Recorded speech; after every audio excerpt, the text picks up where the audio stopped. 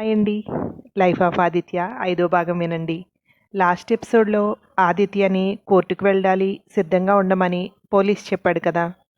ఆ కేసు పెట్టిన యశస్వి ఇంటి దగ్గర ఏమవుతుందో నుండి మొదలు పెడదాం. "ఈరోజు మమ్మల్ని కోర్టుకు రమ్మంటున్నావు? ఏదైనా గట్టి సాక్ష్యం సంపాదించావా?" అన్నాడు యశస్వి లాయర్‌ని చూస్తూ. "అతని మీద ఇంకొక కొత్త కేసు పెట్టించబోతున్నాను. మీరు చెప్పిన అమ్మాయినే రెడీ చేశాను. తను చెప్పబోతున్న సాక్ష్యం వల్ల ఇంకో 3 సంవత్సరాలు జైల్లో ఉంటాడు మీ వాడు. మీకు పండగే. ఈ శుభ సందర్భంలో అతని ముఖాన్ని చూస్తారని" అన్నాడు లాయర్ సత్యం. "ఆ అమ్మాయి నువ్వు చెప్పింది చెప్పినట్టు చెప్తుందా? ఎన్ని గంటలకు రావాలో చెప్పేసి వెళ్ళు. మేము ఆ టైంకి వస్తాం" అన్నాడు విశ్వ. "హీరోయిన్ కావాలంటే లాయర్ ఎలా చెప్తే అలా చెప్పాలని ముందే చెప్పాను. హీరోయిన్ అయ్యే ఛాన్స్ వదులుకోదు. తన నటనా విశ్వరూపం చూపించేస్తుంది" అన్నాడు యశస్వి. "ఒక హీరో, ఒక డైరెక్టర్ ఇన్వాల్వ్ అయిన కేసు ఇది. అందరికీ ఇంట్రెస్టింగ్గానే ఉంది. 4 సంవత్సరాల నుండి ఏది నిజమో ఏది అబద్ధమో తేల్చుకోలేకపోతున్నారు ప్రజలు, మీడియా కూడా. ఈరోజు అతన్ని పూర్తిగా దోషిగా నిలబెట్టబోతున్నాను" అన్నాడు సత్యం. "నువ్వు ఇది చేస్తే నువ్వు ఊహించనంత మంచి బహుమతి ఇస్తాను. నిన్ను హీరోగా పెట్టి సినిమా తీయమన్నా కూడా వెనకాడను. వాడి సినిమా లైఫ్ నేనిచ్చింది. అలాంటిది నా మాటే కాదని నన్నే కొడతాడా?" అన్నాడు యశస్వి. "మీ పగ తీరాలంటే దానికి మీ సహకారం కూడా ఉండాలి. కోర్టులో ఏం చెప్పాలో ఎలా చెప్పాలో నా అసిస్టెంటు మీకు వివరిస్తాడు. యాజ్ ఇట్ ఈజ్గా నేను చెప్పినట్టు చెప్పండి. మీరు రండి, వచ్చి కూర్చుని చూస్తూ ఉండండి తమాషాని" అన్నాడు సత్యం. "నీ అసిస్టెంటు డైరెక్టర్నే డైరెక్ట్ చేస్తాడన్నమాట. ఏమయ్యా రోహిత్, నీ పంట పండింది, పండగ చేసుకో. చెప్పు నేనేం చెప్పాలో" అన్నాడు రోహిత్ని చూస్తూ యశస్వి. "రోహిత్, అన్నీ జాగ్రత్తగా వివరించు. నేను వెళ్తున్నాను కోర్టుకి. మీరు ప్రిపేర్ అయ్యి వచ్చేయండి" అన్నాడు సత్యం వెళ్తూ. కోర్టుకు వెళ్ళాక కోర్టులో సత్యం, నిఖిల్ వైపు లాయర్ పంకజ్ ఇద్దరు కూర్చుని మాట్లాడుకుంటున్నారు.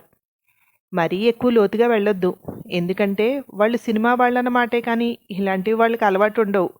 రోహిత్ అన్నీ చెప్పే తీసుకొస్తున్నాడు కానీ ఎంతవరకు కరెక్ట్గా చెప్తారో తెలీదు అన్నాడు సత్యం. "నాకు డబ్బులు ఇస్తున్నది ఈ కేసుని సాగదీయడానికి. నువ్వు ఎలా చెప్తే అలా." "అన్నా, ఎలా వదిలేస్తున్నావు ఈ కేసుని? ఇంకా కొన్నాళ్ళు సాగదీస్తే కొన్ని డబ్బులు వచ్చాను కదా" అన్నాడు పంకజ్. "లాస్ట్ హీరింగ్ అప్పుడే జడ్జి తిట్టారు గుర్తుందా? మరీ లాగ్ అవుతుందని. అందుకే అవగొట్టాల్సి వస్తోంది. ఇక సాగదీయడానికి కుదరదు. మరీ అయితే ఇంకొక వాయిదా అంతే" అన్నాడు సత్యం. పోలీస్ వెహికల్ దిగి పోలీసులతో పాటు లోపలికి వస్తున్న ఆదిత్యను చూసి విలేకరులు చుట్టుముడుతున్నారు. "ఈ రోజైనా కోర్టులో నిజం చెప్తారా? ఎవరిని కాపాడాలని మీరు మౌనంగా ఉంటూ తప్పు చేశాను అని ఒప్పుకుంటున్నారు? మీ లాయరు మీ వైపు ఎందుకు బలంగా నిలబడలేకపోతున్నాడు? మళ్ళీ వాయిదా తీసుకుంటాడా ఇప్పుడు కూడా? నువ్వు మాట్లాడు ఆదిత్య. మాట్లాడకపోతే నువ్వు తప్పు చేశావని మేం కూడా నమ్మాల్సి వస్తోంది" అంటూ ప్రశ్నలు అడుగుతూనే ఉన్నారు ఆదిత్య లోపలికి వెళ్లే వరకు. వాళ్ళు అడుగుతున్న ప్రశ్నలకి సమాధానం చెప్పకుండా పోలీసులతో పాటు లోపలికి వచ్చేశాడు ఆదిత్య. లాయర్లిద్దరూ ఒకే దగ్గర కూర్చుని మాట్లాడుకోవడం చూసి వీళ్ళు మళ్ళీ వాయిదా అడిగేలాగా ఉన్నారు అనుకున్నాడు. కోర్టు టైం అవడంతో బయట కారు దిగి లోపలికి వస్తున్న యశస్వి, విశ్వ ఇద్దరిని విలేకరులు ఆపారు. "సార్, మిమ్మల్ని చంపడానికి ప్రయత్నించిన ఆదిత్యకి శిక్ష పడుతుందని మీరు అనుకుంటున్నారా? అతని వల్ల మీరు ఇబ్బంది పడింది 2-3 నెలలు. కానీ ఆదిత్య ఈ కేసుని ఇన్నాళ్లుగా ఎదుర్కొంటున్నాడు. ఇప్పటికైనా వాయిదాలు పడకుండా జడ్జిమెంట్ వస్తుంది అనుకోవచ్చా" అన్నాడు. "నేను మీలాగే అన్నీ తెలుసుకుందామని వెళ్తున్నాను. నేను కోర్టు నుండి బయటకు వచ్చేటప్పుడు మీకు అన్నీ క్లియర్గా చెప్తాను. న్యాయం గెలిచి తీరుతుంది" అంటూ లోపలికి వెళ్ళిపోయాడు యశస్వి, విశ్వ ఇద్దరు. ఆదిత్య బోన్లోకి వచ్చిన వెంటనే, "ఈ రోజైనా ఈ కేసులోని సాక్ష్యాలన్నింటినీ సరిగ్గా సబ్మిట్ చేయాలి. వాయిదాలు అడగడానికి లేదు. మీరు మళ్ళీ వాయిదా అడిగేలాగా ఉంటే అతడు నిర్దోషి అని కేసును కొట్టివేయడం జరుగుతుంది. ముందుగానే హెచ్చరిస్తున్నాను" అన్నారు జడ్జి. "ఈరోజు ఈ కేసులో అతి కీలకమైన వ్యక్తిని ప్రవేశపెట్టబోతున్నాను. ఆ వ్యక్తి ఇచ్చే సాక్ష్యం వల్ల ఈ కేసు ఒక కొలికి వస్తుందని నమ్ముతున్నాను. మీరు అనుమతిస్తే ఆవిడని ఇక్కడికి వచ్చి అసలు నిజాన్ని చెప్పమని మనవి చేస్తున్నాను" అన్నాడు సత్యం. "పర్మిషన్ గ్రాంటెడ్" అన్నారు. ఒక అమ్మాయి వచ్చి బోన్లో నిలబడింది. "ఎవరి అమ్మాయి" అన్నట్టు చూస్తున్నాడు ఆదిత్య. ఆ అమ్మాయితో ప్రమాణం చేయించారు. ఏం జరిగిందో చెప్పమ్మా అన్నాడు సత్యం. నా పేరు జ్యోతి. ఈ గొడవంతా జరిగింది నా వల్లే. యశస్వి గారు నాకు సెకండ్ హీరోయిన్గా ఛాన్స్ ఇచ్చారు. నా పక్క హీరో ఇప్పుడు నా ఎదురుగా బోన్లో నిలబడ్డ ఆదిత్య. కానీ అతను నాతో తప్పుగా ప్రవర్తించాడు అంటూ దుఃఖంతో గొంతు నిండిపోవడంతో ఆగిపోయింది జ్యోతి. ఆదిత్య యశస్విని విశ్వాని చూస్తున్నాడు. సార్, ఈ అమ్మాయి ఎవరో కూడా నాకు తెలీదు. నేను ఎప్పుడూ చూడలేదు కూడా. ఆవిడ చెప్పేవన్నీ అబద్ధాలు అన్నాడు ఆదిత్య ఆవేశంగా. అబద్ధం చెప్పకు, నేను నీకు తెలీదు. సార్, ఆదిత్య నాతో తప్పుగా ప్రవర్తిస్తుంటే యశస్వి గారు విశ్వ గారు వచ్చారు. ఇలా చేయడం తప్పు అని వాళ్ళిద్దరూ ఇతన్ని అడ్డుకున్నారు. యశస్వి గారు ఎంత చెప్పినా ఆదిత్య వినలేదు. నా పక్కన హీరోయిన్గా చేస్తుంది, నాతో క్లోజ్గా ఉంటే తప్పేంటి అంటూ వాళ్ళిద్దరినీ వెనక్కి గెంటేశారు. నన్ను చేయి పట్టుకుని రూమ్లోకి తీసుకువెళ్తుంటే వాళ్ళిద్దరూ అడ్డుకున్నారు. అందుకే వాళ్ళిద్దరినీ చంపబోయాడు. ఇతనొక కామపిశాచి.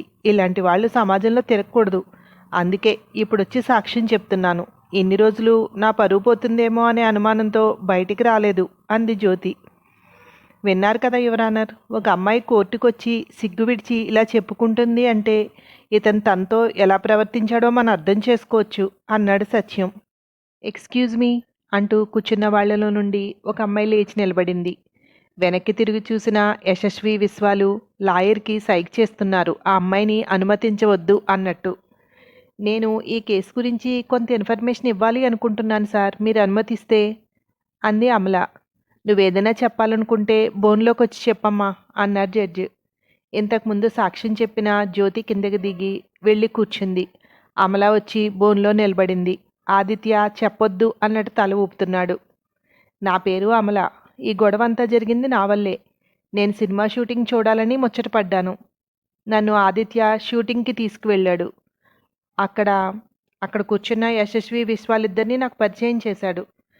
ఆదిత్య షూటింగ్ అయిపోయిన తర్వాత మేము ఆ షూటింగ్ స్పాట్లోనే ఇద్దరం కలిసి సరదాగా ఫోజులిస్తూ వీడియో తీసుకుంటూ ఫోన్ని అక్కడే సెట్ చేసి వీడియో తీసుకుంటున్నాము. అక్కడికి యశస్వి విశ్వ ఇద్దరూ వచ్చారు అంటూ చెప్తోంది. ఆ అమ్మాయి అబద్ధం చెప్తుంది. తను నన్ను రక్షించాలని ఇలా చెప్తోంది. తన మాటలు వినకండి, తనను పంపించేయండి అన్నాడు అడ్డుకుంటూ ఆదిత్య. అవును యువర్ ఆనర్, ఈ అమ్మాయికి కేసుకి ఎలాంటి సంబంధం లేదు. నా క్లయింట్కి ఈ అమ్మాయి ఫ్రెండ్ అంతే. తనని రక్షించడం కోసమే ఇదంతా చేస్తోంది అన్నాడు పంకజ్. ఒక చిన్న పాప అమ్మ అంటూ ఏడుస్తూ వచ్చి బోన్లో ఉన్న అమల పక్కన నిలబడింది. ఆశ్చర్యంగా చూస్తున్నాడు ఆదిత్య. నన్ను వాళ్ళిద్దరికీ అప్పగిస్తే హీరోగా ఆదిత్యకి అవకాశం ఇస్తానన్నారు యశస్వి గారు. నన్ను అప్పగిస్తే సెకండ్ హీరోగా తను ఉంటానన్నాడు విశ్వ. వాళ్ళు అలా మాట్లాడడం ఆదిత్యకు నచ్చలేదు. నన్ను అక్కడి నుంచి తీసుకువెళ్ళబోయాడు.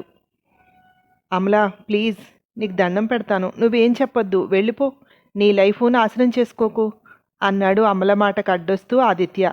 చెప్పాలి ఆదిత్య, చెప్పకపోతే నాలో నేను దహించుకుపోతున్నాను అని మళ్ళీ జడ్జి వైపు తిరిగి వాళ్ళు మా ఇద్దరినీ అడ్డగించి నన్ను లాక్కి వెళ్ళిపోతుంటే ఆదిత్య వాళ్ళని కొట్టాడు. అది కేవలం నన్ను రక్షించడానికి మాత్రమే అంది అమల.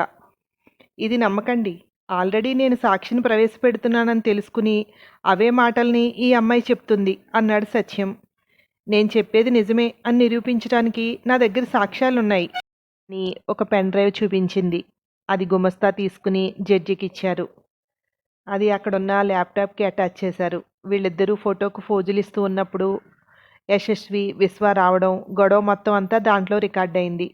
అదంతా చూస్తున్న జడ్జి షాకింగ్గా చూస్తున్నారు. యశస్వి విశ్వ ఇద్దరి ముఖాలు తెల్లగా పాలిపోయాయి. లాయర్ కూడా అయోమయంగా చూస్తున్నాడు. ఇప్పుడు నువ్వు చెప్పింది కరెక్టే అనిపిస్తుంది. మరి ఆ అమ్మాయి కూడా చెప్తుంది అదే కదా. అమ్మా, నీ దగ్గర కూడా ఏమైనా సాక్ష్యాలు ఉన్నాయా అన్నారు జడ్జి జ్యోతిని చూస్తూ. తనొక జూనియర్ ఆర్టిస్ట్ సార్. నిజానికి సినిమాలో సెకండ్ హీరోయిన్ తను కాదు. తనకు ఆశ చూపించి ఇప్పుడు తప్పుడు కేసు పెట్టిస్తున్నారు, సాక్ష్యం ఇప్పిస్తున్నారు. వాళ్ళని కొట్టినందుకు పగతో ఇలా కోర్టు టైం వేస్ట్ చేసి పగ తీర్చుకుంటున్నారు అంది అమల. 4 సంవత్సరాలుగా కేసు నడుస్తోంది కదా, నువ్వు ఇన్ని రోజుల నుండి ఎందుకు రాలేదు అన్నాడు సత్యం. నా మీద చెడ్డ అభిప్రాయం వస్తుందని మా అమ్మ వెళ్ళటానికి ఒప్పుకోలేదు. పెళ్ళైన తర్వాత నా భర్తను వేడుకున్న అతను కూడా వినిపించుకోలేదు. ఒక నిర్దోషికి శిక్ష పడుతుందని ఇప్పుడు వాళ్ళందరినీ ఎదిరించి బయటకు వచ్చాను అంది అమల. ఈ అమ్మాయి మాట్లాడేదంతా అబద్ధం. నా క్లయింట్ స్వయంగా ఒప్పుకుంటున్నాడు తనని రక్షించడం కోసమే ఈ అమ్మాయి ఇలా మాట్లాడుతుందని. యువరానర్, మీరు నిజానిజాలు ఇంకొకసారి పరిశీలించండి అన్నాడు పంకజ్. యువరానర్, మీరు ఇది ఊహించింది అసలు ఈ అమ్మాయి ఎంతవరకు కరెక్ట్, జరిగిందేమిటి తెలుసుకోవటానికి మాకు ఇంకొక వాయిదా కావాలి అన్నాడు తడబడుతూ సత్యం. లాయర్ మాట్లాడుతుంటే ఆ మాటలు వింటున్న ఆదిత్య బోన్ని గట్టిగా పట్టుకున్నాడు. ఇప్పటికే కోర్టు టైంని చాలా దుర్వినియోగం చేశారు. మీరు ఇంకా వాయిదా అడుగుతున్నారు అంటే మిమ్మల్ని కేవలం మందలిస్తే సరిపోదు అనిపిస్తోంది అన్నారు జడ్జి. అమల్తో పాటు ఉన్న పాప ఆదిత్యను చూస్తూ బోన్ దిగి డాడీ అంటూ ఆదిత్య వైపు వస్తోంది. ఆ తర్వాత ఏమైందో మరో భాగంలో విందురు కానీ. Thank you.